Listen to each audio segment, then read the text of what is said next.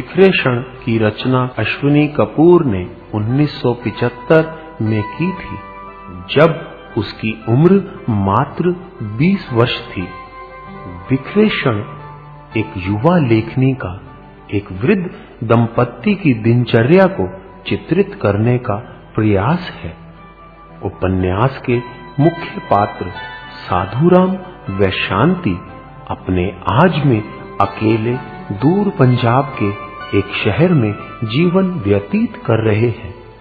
सुबह से शाम तक वे अपने बिखरे क्षणों को चुन चुन कर दिन बिताते हैं। निराशावाद अपनी चरम सीमा तक जब पहुंचता है तो पात्रों के संस्कार प्रबल होकर उन्हें कुछ नया करने की प्रेरणा देते हैं। व्यक्ति असहाय बनता है अपनी अकर्मण्यता के कारण।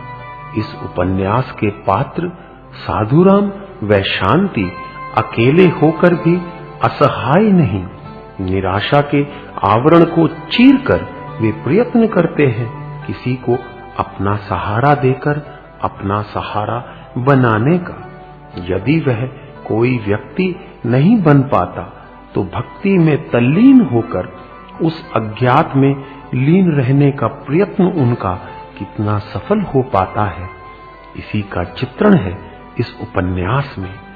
लेखक ने कथानक में केवल वही क्षण चुने हैं जो अकेलेपन के क्षणों में किन्हीं प्रतीकों को देखकर स्मरण हो आए थे साधुराम व शांति को।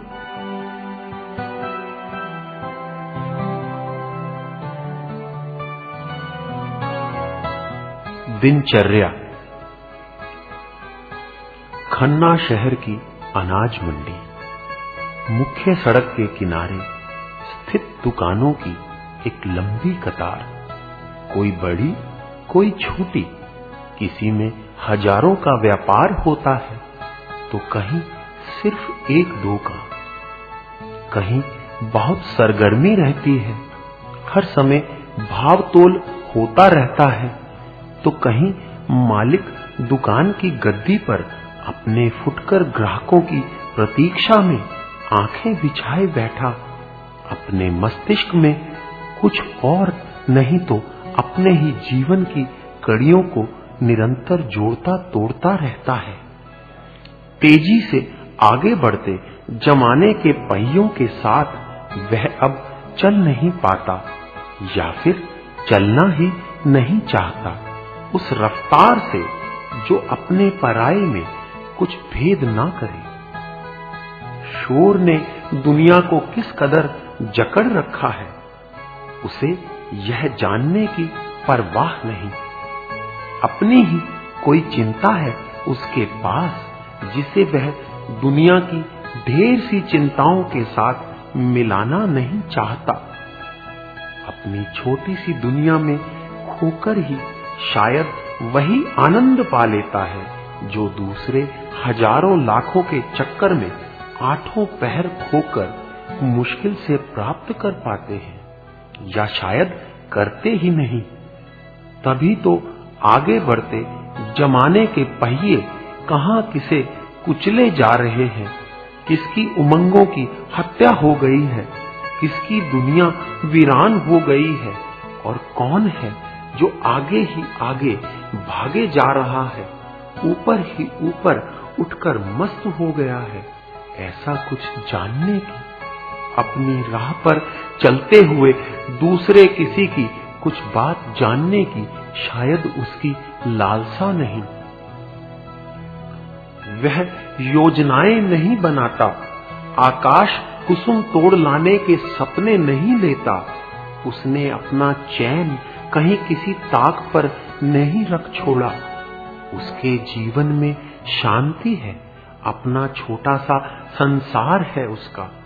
उसकी देखभाल इतने से ही हो जाती है, तब और चिंता क्या।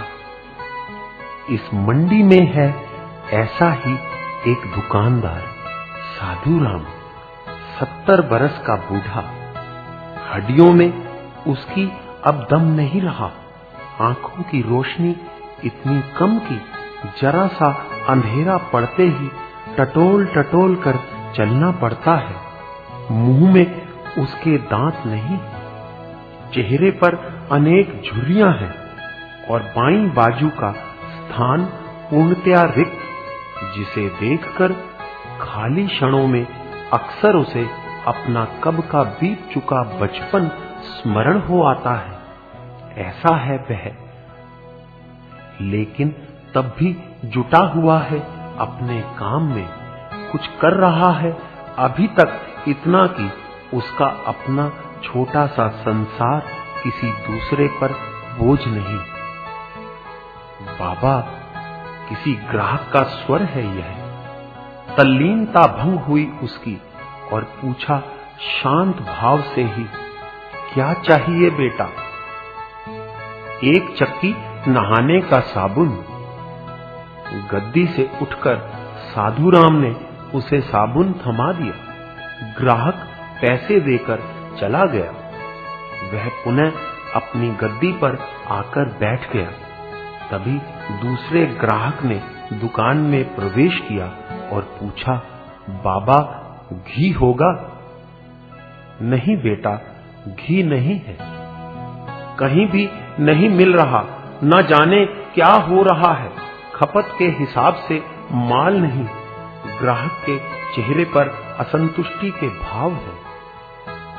जो भी हो रहा है बेटा, शायद इसी में कुछ भला हो। साधुराम के स्वर में स्थिरता है। इसमें क्या भला होगा बाबा? हर चीज को तरसना पड़ रहा है। शायद समय शीघ्र ही आएगा जब हर चीज अपनी दुर्लभता के कारण आम आदमी से दूर हो जाएगी। हम जैसे छूत के रोगी बन जाएंगे। चलो छोड़ो बाबा, चावल है क्या? ग्राहक ने दूसरा प्रश्न किया। है, बासमती है। कैसे दिए? 6 रुपए किलो। महंगे बता रहे हो, ठीक ठीक लगाओ। बाजार भाव है बेटा, साधुराम ने नम्रता पूर्वक कहा। वह तो नाम का होता है। 5 लगाओ। नहीं, चाहो तो लो, 6 ही लगेंगे। 5.5 लगाओ तो आधा किलो दे दो।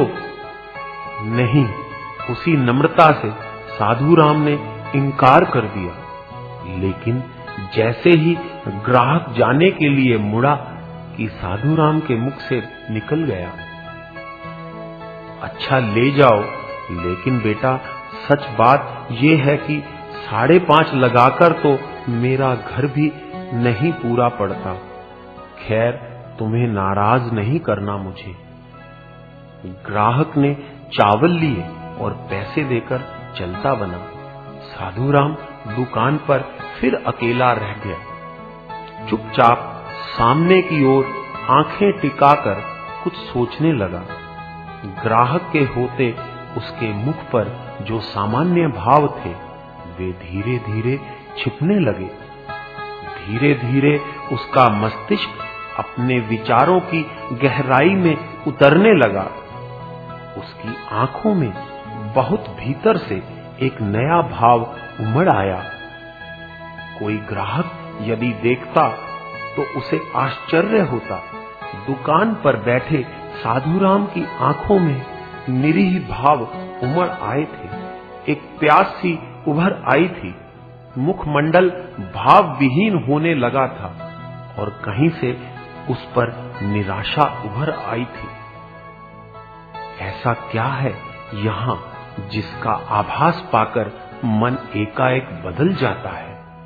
ये आगे बढ़ता जीवन, आता बीतता हर क्षण सभी तो सामान्य जान पड़ता है। जो कुछ भी घटित होता है जीवन में, चर्या समझकर अपना लेते हैं और आगे की ओर देखने लगते हैं। निरंतर आगे देखना शायद मन का गुण है। वह सोचता रहता है कुछ ना कुछ निरंतर। जीवन क्रम में सब कुछ इस तरह घुला मिला हुआ है कि कभी महसूस नहीं होता कुछ कहीं किसी ने भीतर नया सोचा है। नया स्वयं अपने लिए तो कहीं भी नया नहीं। अपने अनुभव कल किसी की प्रेरणा बनते हैं और फिर जन्म होता है एक नए अनुभवी का। यूं ही एक चक्र चलता है, तब नया किसे प्रतीत होगा। चर्या तो स्वयं ही बन जाती है सीढ़ी दर सीढ़ी विकास के साथ। ऐसे ही में मन जब भटक कर कहीं और चला जाता है, तब आने वाला हर क्षण सर्वथा नवीन जान पड़ता है। और तभी तो मन की यह भटकन जिंदगी के आम शब्दों के भाव भुला देती है। तभी तो दूर कहीं से घंटे के झंझनाते स्वर के साथ उठ रही राम नाम सत्य है की आवाज ने उसे चौंका दिया। शायद अविश्वसनीय जान पड़े ये शब्द उसे। झट से उठ बैठा, झांक कर दुकान से बाहर सामने सड़क की दाहिनी ओर दृष्टि डाली। देखी एक अर्थी सफेद कपड़े में लिपटी किसी की आंख का तारा डूबा। एक बहकी लहर उसके संपूर्ण अस्तित्व को झकझोर गई। घंटे पर पड़ती हथौड़े की चोट उसे अपने मस्तिष्क पर पड़ती प्रतीत हुई। एकाएक उसे अपना बदन टूटता महसूस हुआ। दूर कहीं उसकी आंखें प्रत्यक्ष में जहां देख भी ना सकती हूं, एक यादों का बवंडर उठता महसूस हो रहा था उसे। आगे आगे रोता बिलखता साधु राम, उसके पीछे एक अर्थी 4 आदमियों के कंधों पर लदी और पीछे चंद लोगों का शोकपूर्ण समूह गर्दन झुकाए चलता।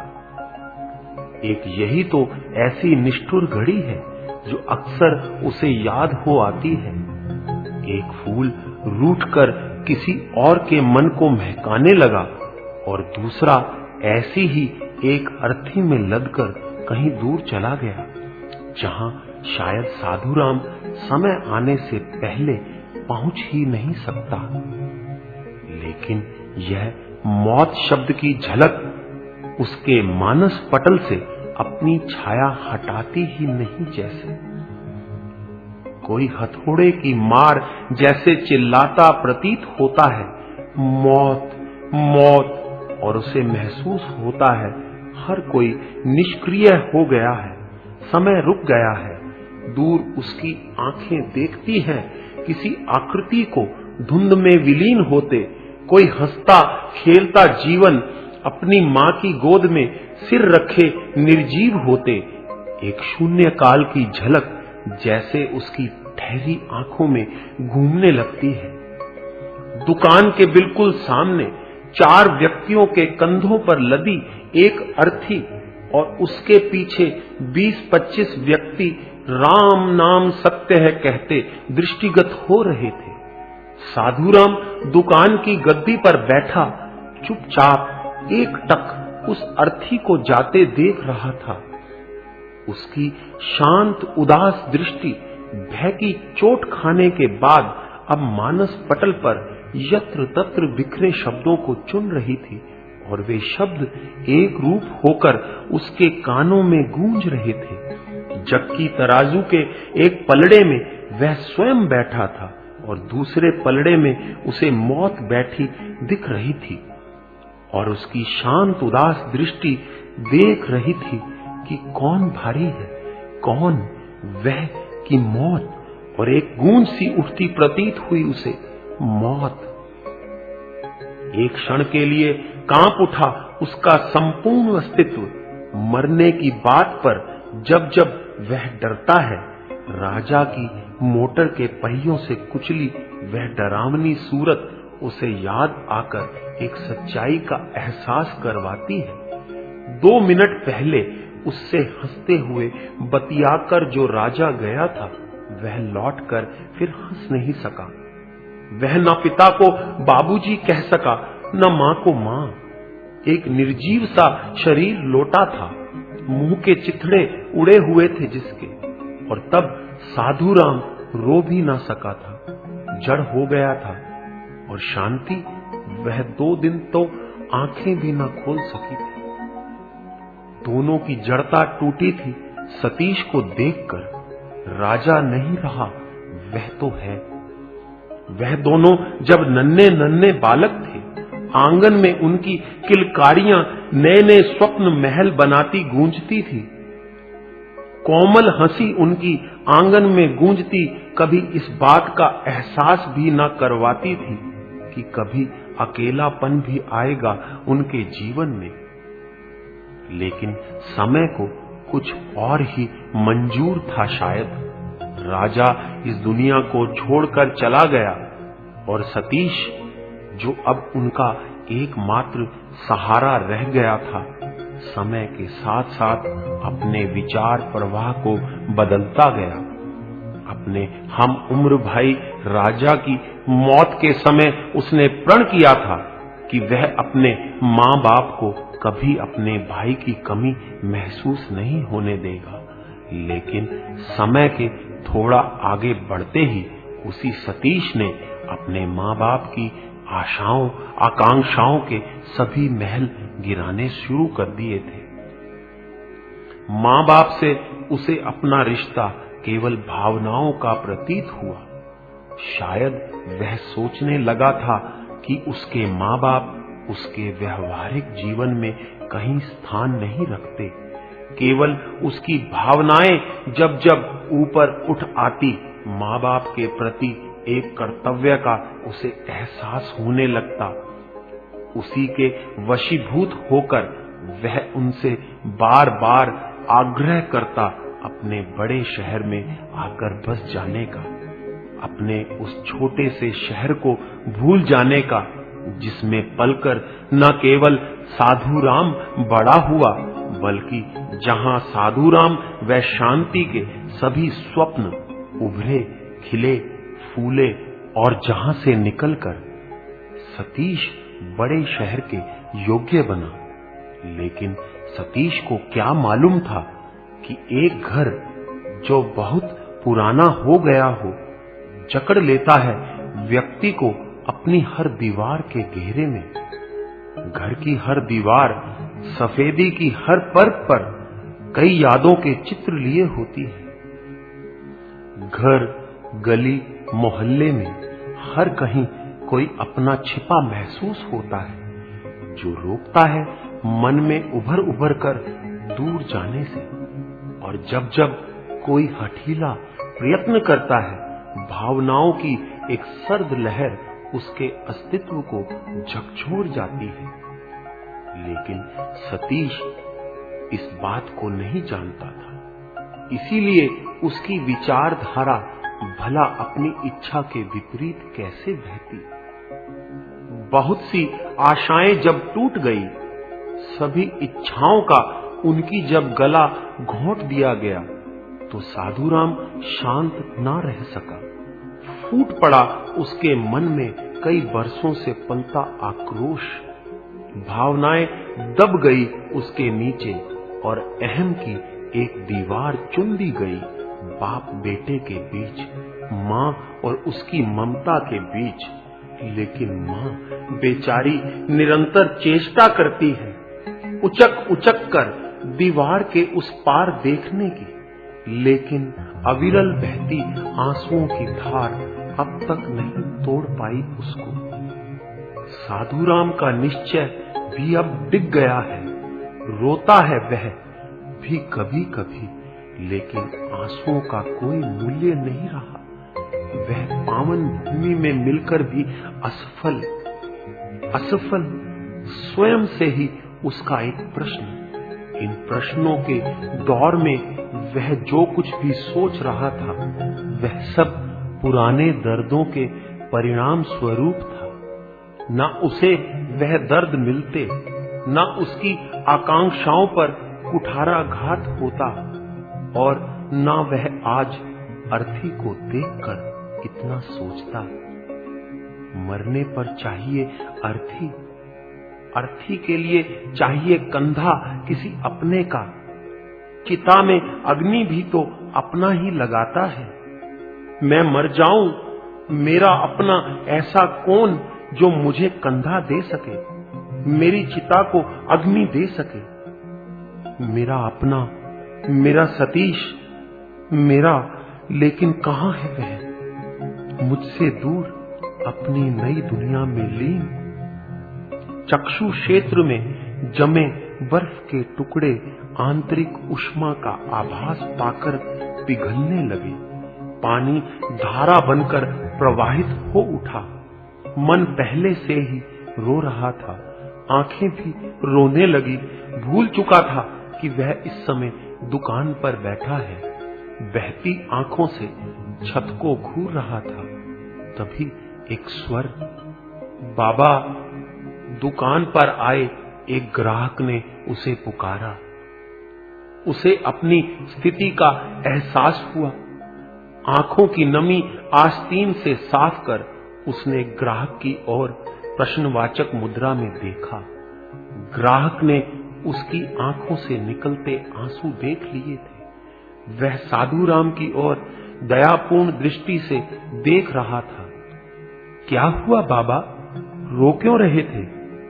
ग्राहक का स्वर भी सहानुभूतिपूर्ण था। कुछ भी तो नहीं बेटा, बस यूं ही बह निकले थे। एकांत में अक्सर मनुष्य हंस रो देता है। खैर छोड़ो इसे, तुम्हें क्या चाहिए? ग्राहक ने और कुछ पूछना व्यर्थ समझा। अपनी आवश्यकता की वस्तु साधुराम को बताई। साधुराम ने गद्दी से उठकर इच्छित वस्तु उसे थमाकर पैसे ले लिए। ग्राहक चला गया। ग्राहक के जाते ही साधुराम दुकान पर फिर से अकेला रह गया। मन उसका पुनः विचार लोक में जा पहुंचा। साधुराम ने कभी सोचा भी ना था कि इस बूढ़ी उम्र में भी उसे दुकान करनी पड़ेगी। सतीश के शिक्षण काल में उसने अपने सुंदर भविष्य की कल्पनाएं की थी। अक्सर वह शांति से कहा करता था, बहुत कुछ देखा इस जीवन में, शांति, बस अब मुक्ति मिलेगी झंझटों से। कठिनाइयों से किनारा कर शीघ्र ही हम चैन की वंशी बजाएंगे। शांति, सतीश अगले ही वर्ष इंजीनियर बन जाएगा। मगर उसका अतीत जब भविष्य बनकर उसके वर्तमान में आ खड़ा हुआ तो उसे निराश हो जाना पड़ा। उसने स्वयं को दुर्भाग्यशाली कह दिया।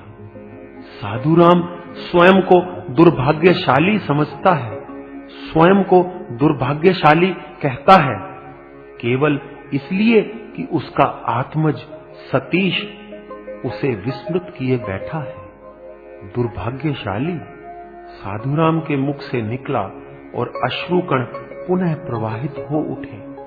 सतीश का चित्र उसकी आंखों के सम्मुख तैर रहा था। उसी को निहारते साधुराम आंसू बहा रहा था। समय का उसे पता ही ना चला। आंसू कब थम गए उसे यह भी ज्ञात नहीं था। वह गुमसुम बैठा था। मन उसका कहीं बहुत पीछे जाकर उसके अतीत में बैठा था। उस निष्ठुर मन को क्या मालूम कि उसका साधुराम दुकान पर कैसे बैठा है, क्या कर रहा है। अपनी व्यथा में भला कौन दूसरे की सुन सकता है। अपना दर्द बांटने की पड़ी है मन को, साधुराम का दर्द लेने की नहीं। मानस पटल पर कुछ दृश्य उभरने लगे थे। कुछ खुशियां थी जिनकी झलक देखने को अब वह तरसता है। कुछ अरमान थे जो तब पूरे हुए थे, लेकिन त्योहार से मानकर बिताते उन दिनों की छाया अभी हटी भी ना थी कि एकाएक कच्चे पुल की भांति सब कुछ टहना शुरू हो गया। लेकिन एक याद जो अक्सर मन में घुमड़ आती है, उससे तो वह पीछा नहीं छुड़ा पाता, छुड़ाना भी तो नहीं चाहता। बहुत लगाव है उन क्षणों से उसे। उदासी में वे क्षण स्मरण हो आते हैं। ऐसा ही मन आज हुआ पड़ा था उसको। दूर 15 बरस पहले के कुछ क्षण स्मरण हो आए थे उसे। दोपहर के 2 बज रहे थे। दोपहर का खाना समाप्त कर वह दुकान की गद्दी पर लेटा आराम कर रहा था। इस वक्त कोई भूला भटका ग्राहक ही दुकान पर आता है, इसीलिए शायद बेफिक्र हो उसने आंखें बंद कर रखी थी। तभी तार वाले ने आकर उसे पूछा, ए बाबा, साधुराम कपूर तुम्हारा ही नाम है क्या? अपना नाम सुनकर उसने झट से आंखें खोली। तार वाले को सामने देखकर उठते हुए बोला, हाँ, मेरा ही नाम है, कहो क्या बात है? तार है तुम्हारे नाम दिल्ली से, डाकिये ने कहा। तार किसने भेजी है? और तभी उसे ध्यान हो आया, अरे सतीश की होगी, नौकरी लग गई होगी उसकी। क्यों, जरा पढ़ो भैया, क्या लिखा है उसने? साधुराम का हृदय तेजी से धड़कने लगा।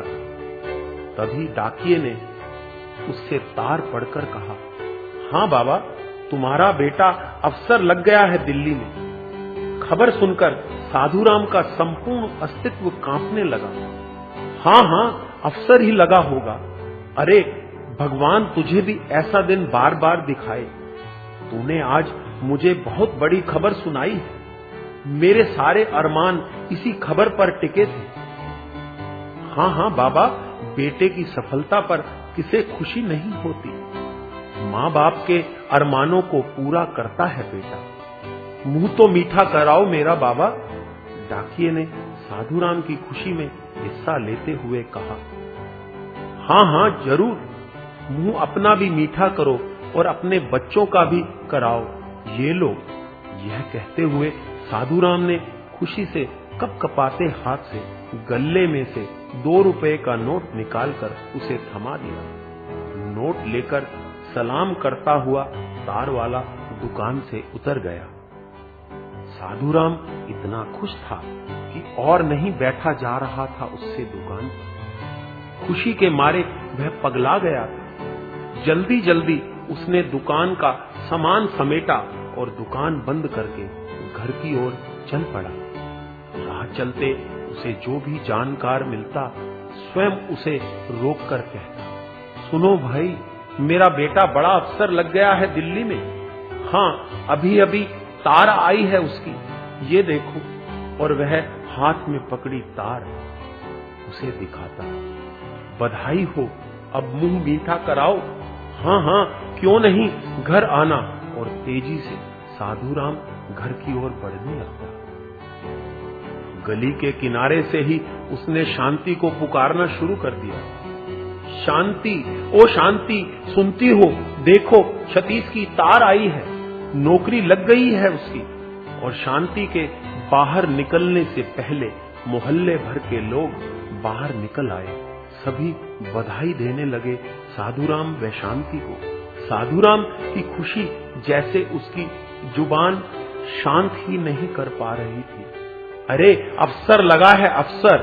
और तब तक शांति बाजार से मिठाई मंगवा चुकी थी, पड़ोस के एक लड़के को भेजकर।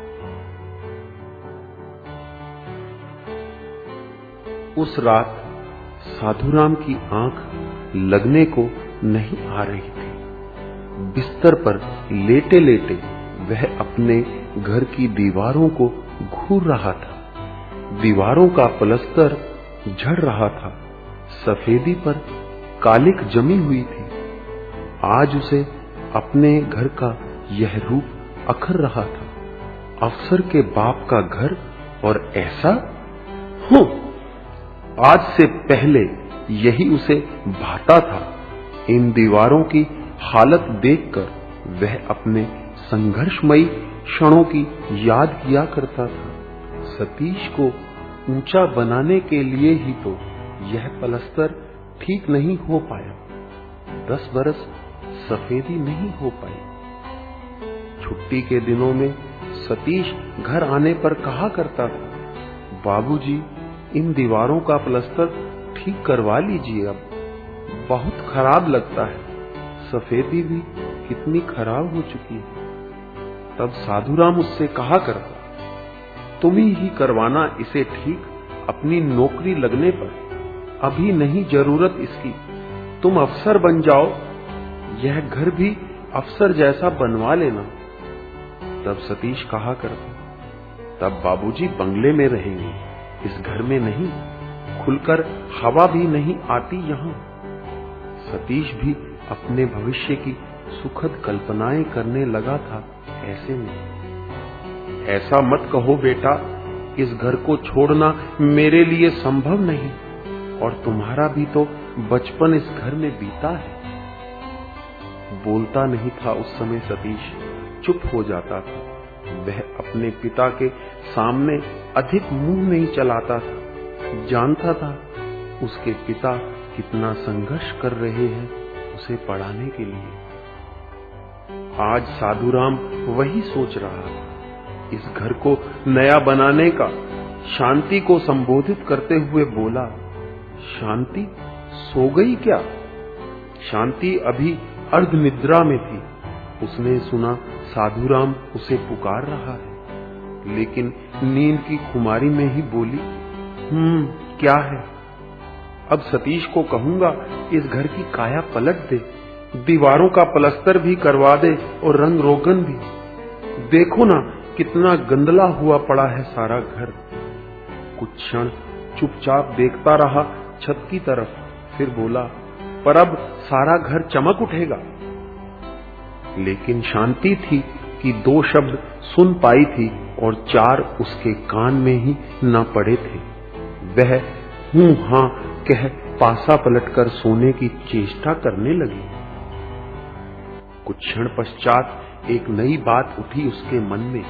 तब बोला, और शांति अब तुम कुछ गहने भी बनवा लेना, खाली हाथ बहुत बुरा लगता है जब किसी के घर आना जाना पड़ता है।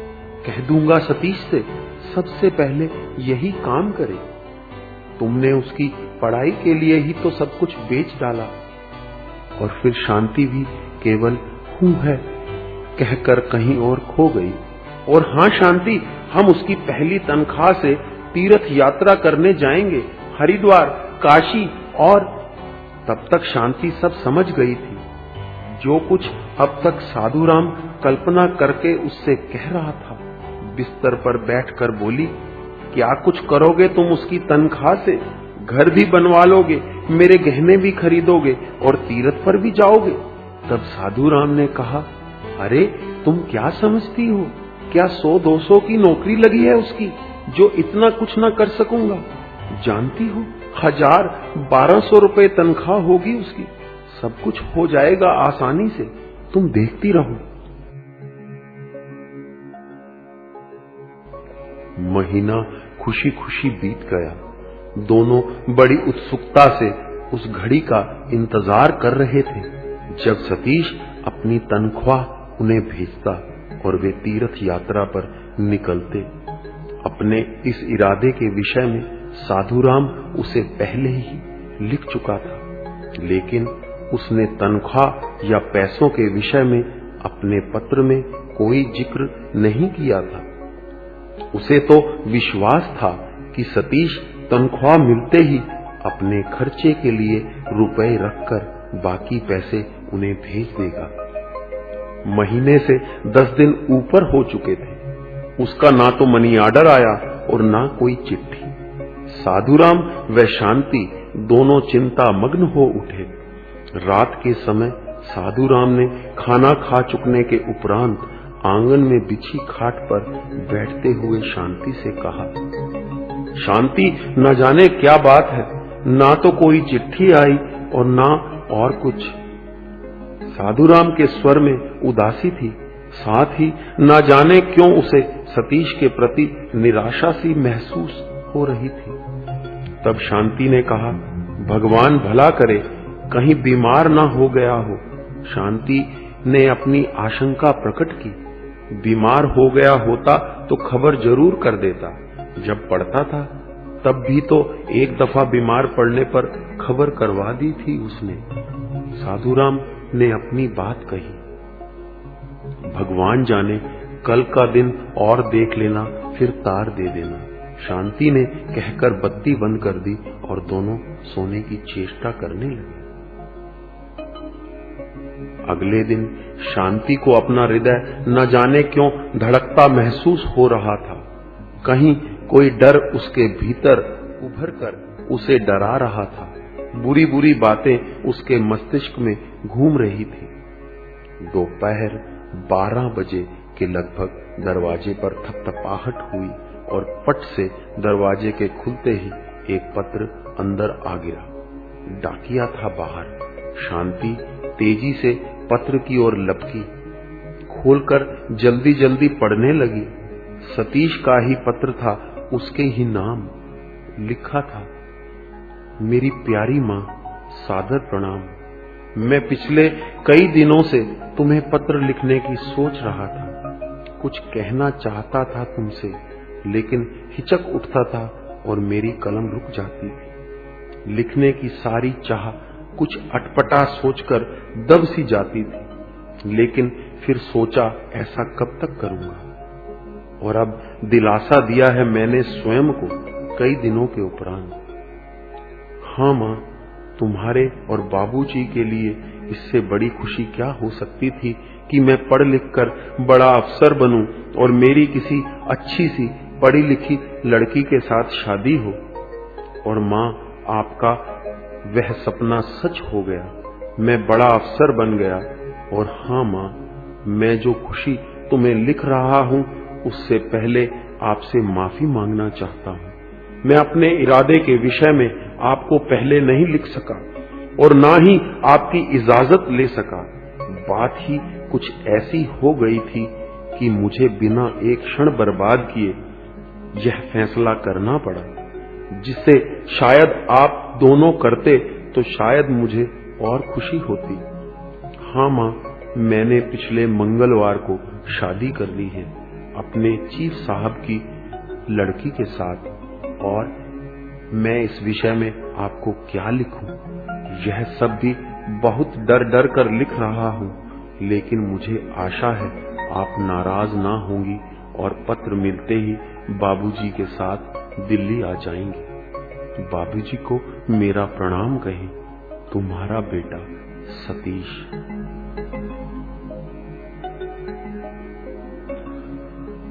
सतीश का पत्र पढ़कर शांति को लगा उसके आसपास पड़ी हर चीज घूमने लगी है। उसे अपने पैरों पर खड़ा रहना भी दुर्भर महसूस होने लगा। मस्तिष्क उसे एकाएक निष्क्रिय होता जान पड़ा। कुछ सोचने की शक्ति जैसे उसमें से समाप्त हो गई। मूक प्राणी की भांति बैठी शून्य में ताक रही थी। ये क्या हो गया? ये उसने एकाएक क्या कर डाला? हमारे सभी अरमान इन दो शब्दों की चिट्ठी ने कहीं दूर उड़ाकर धूल में मिला दिए। कुछ अपना नहीं रहा, ऐसा मुझे अब लगता है। दिन भर वह यूं ही गुमसुम बैठी रही। खाना खा लेने का भी उसका जी न हुआ। आंसू आ आकर उसके गालों को सहलाते रहे और कभी जैसे कहीं कुछ भी शेष ना बचा हो, एक बावली की भांति शांति स्वयं से ही बतियाने लगती। ऐसे ही शाम हो गई। 7 बजते ही साधुराम दुकान से घर लौट आया। घर में आज उसे अन्य दिनों से अलग एक अजीब सा सूनापन प्रतीत हुआ। शांति ने बत्ती भी नहीं जलाई थी। भीतर बाहर हर कहीं अंधेरा था। किसी अज्ञात आशंका से उसका हृदय धड़कने लगा। शांति, कहाँ हो? भीतर आते ही साधुराम ने कहा, अंधेरा क्यों कर रखा है? शांति को जैसे अपनी सुध लौटी, निराशा से डूबे स्वर में बोली, जिनका जीवन ही अंधेरे में डूब गया हो, उन्हें रोशनी कर क्या मिलेगा? ये तुम क्या कह रही हो शांति? कैसी बातें कर रही हो? साधुराम कुछ घबरा उठा। जल्दी से आगे बढ़कर उसने बत्ती जला दी। दोबारा पूछा, क्या बात है? सतीश की चिट्ठी आई है। आगे कुछ ना बोली, जैसे साधुराम अंदाज लगा लेगा कि उसने क्या लिखा है। क्या लिखा है उसने? साधुराम ने उत्सुकतावश पूछा। प्रत्युत्तर में 2 आंसू टपक पड़े शांति की आंखों से। तुम रो क्यों रही हो शांति? मुझे बताओ, चिट्ठी कहाँ है? साधुराम की घबराहट पल प्रतिपल बढ़ती जा रही थी। शांति ने उसे अपने हाथ में पकड़ी चिट्ठी थमा दी। साधुराम एक ही सांस में सब पढ़ गया। जैसे कुछ समझ आया, कुछ नहीं। संशय भरे स्वर में बोला, क्या लिखता है? शादी कर ली? शांति? उल्टे उसने शांति से पूछा, ये क्या लिखा है उसने? कहीं पागल तो नहीं हो गया तुम्हारा बेटा? कहीं शादी ऐसे भी होती है? और तब शांति फूट फूट कर रोने लगी थी। साधुराम तब कुछ और न बोल सका। चुपचाप पत्र पर छपे अक्षरों को घूर रहा था, जैसे उसे उम्मीद हो उसका ऐसा करने से वे अपना अर्थ बदल लेंगे। एकाएक वह जोर से हंसने लगा। तब शांति की रुलाई रुक गई। वह आश्चर्यचकित दृष्टि से अपने पति की ओर देखने लगी। शांति, मैं भी कितना पागल हूं जो समझा नहीं कि सतीश की शादी हुई है। अरे शादी ही तो हुई है, कोई बड़ी बात है क्या? इतना बड़ा अवसर है, शादी तो होनी ही थी मेरे बेटे की। हा हा हा हा।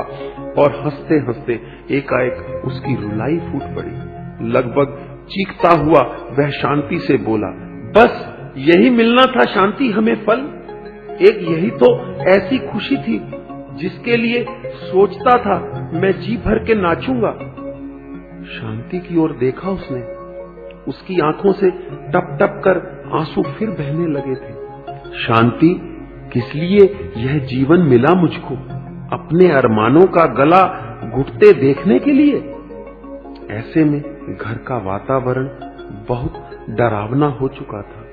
आसपास का शोर जैसे थमा पड़ा हो। उन्हें कुछ भी महसूस नहीं हो रहा था। आज भूल गए थे कि पिछले 10 दिनों से वह निरंतर उसके मनी ऑर्डर का इंतजार कर रहे थे। मनी ऑर्डर तो नहीं आया, लेकिन उनके अरमानों का गला घोंटने का ऑर्डर जैसे इस पत्र के माध्यम से किसी ने भेज दिया हो।